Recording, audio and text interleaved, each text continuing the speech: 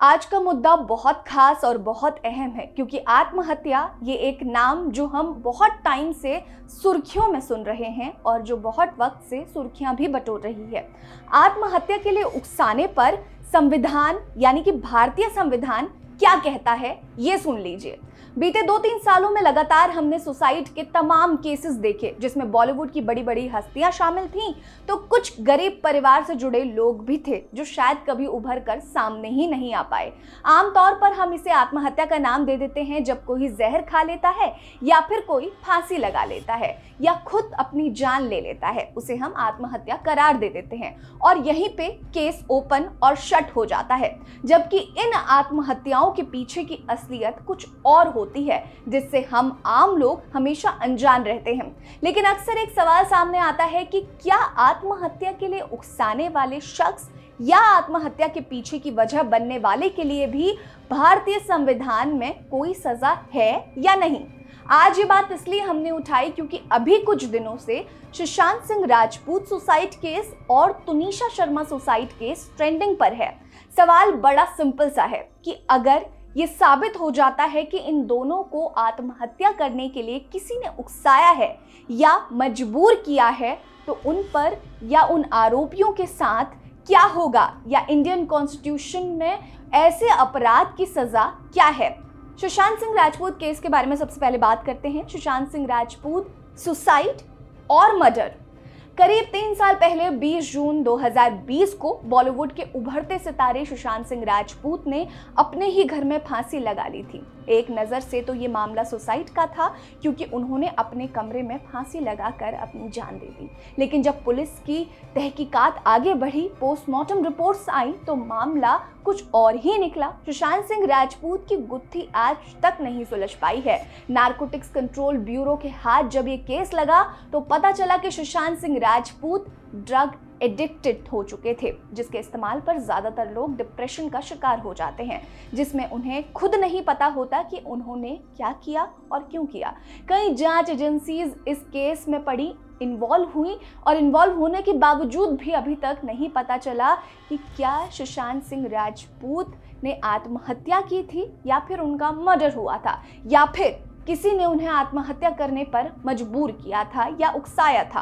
अब बात करते हैं हाल ही में आए तुनिशा सुसाइड केस के बारे में, जो कि इस केस से बहुत मिलता जुलता है। बीते शनिवार को बॉलीवुड एक्ट्रेस और टीवी एक्ट्रेस तुनिशा शर्मा ने शो के शूटिंग सेट पर ही आत्महत्या कर ली। ये मामला भी सुसाइड का ही था, लेकिन ये केस भी उस वक्त तक मैटर ऑफ मोमेंट था जब तक पुलिस और जांच एजेंसियां इसमें शामिल नहीं हुई थी और जब तक तुनिशा की मां ने अपना स्टेटमेंट नहीं दिया था। पुलिस जांच और तुनिशा की मां के बयान से ये पता चला कि तुनिशा के साथ शो में लीड रोल कर रहे सिजान खान के साथ उनका अफेयर था और 15 दिन पहले ही दोनों के बीच ब्रेकअप हुआ था, लेकिन शो के चलते नजदीकियां बनी रही।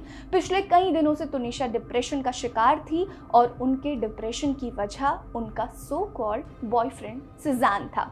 फिलहाल सिजान पुलिस हिरासत में है, लगातार उनसे पूछताछ की जा रही है और बहुत सारे फैक्ट सामने निकल कर आए हैं। तुनिशा की मां ने सिजान पर तुनिशा को आत्महत्या के लिए उकसाने का मामला दर्ज करवाया है और धारा 306 के तहत उन पर मुकदमा भी दर्ज कर दिया गया है। अब मुद्दा ये कि अगर ये साबित हो जाता है कि सिजान खान की वजह से ही तुनिशा ने आत्महत्या की है तो सिजान को क्या सजा होगी।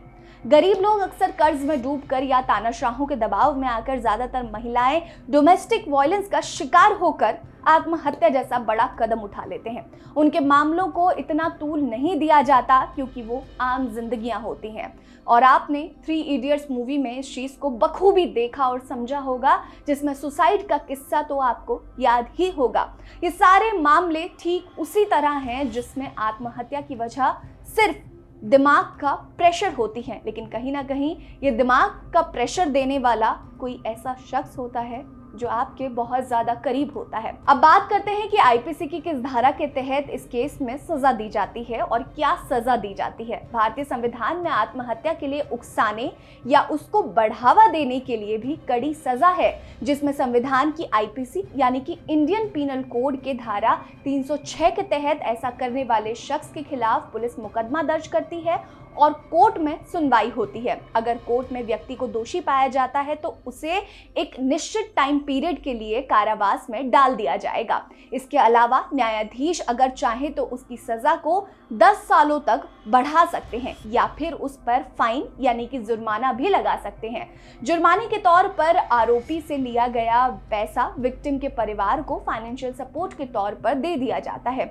ऐसे मामलों में गिरफ्तार किए गए आरोपी को जमानत देने का अधिकार केवल सेशन कोर्ट को ही है, जिसमें आरोपी को गिरफ्तार करने के लिए पुलिस को किसी भी तरह का अरेस्ट वारंट की जरूरत नहीं होती है। आईपीसी के सेक्शन 108 के तहत इस तरह के मामले को नॉन कंपाउंडेबल कैटेगरी में रखा जाता है, जिसे शिकायतकर्ता वापस नहीं ले सकता और ना ही आरोपी और विक्टिम कोई आपसे समझौता कर सकते हैं। इसमें सारी कार्यवाही पुलिस और कोर्ट की होती है।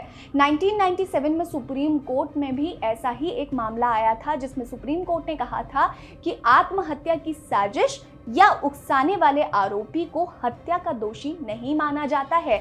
या यूं कह लें कि अगर कोई आपको आत्महत्या के लिए उकसाता है या फिर आपको आत्महत्या के लिए मजबूर करता है तो वो हत्या के समान नहीं माना जाएगा। इन सब से दोषी को सजा तो दे दी जाती है, लेकिन क्या विक्टिम को वापस लाया जा सकता है?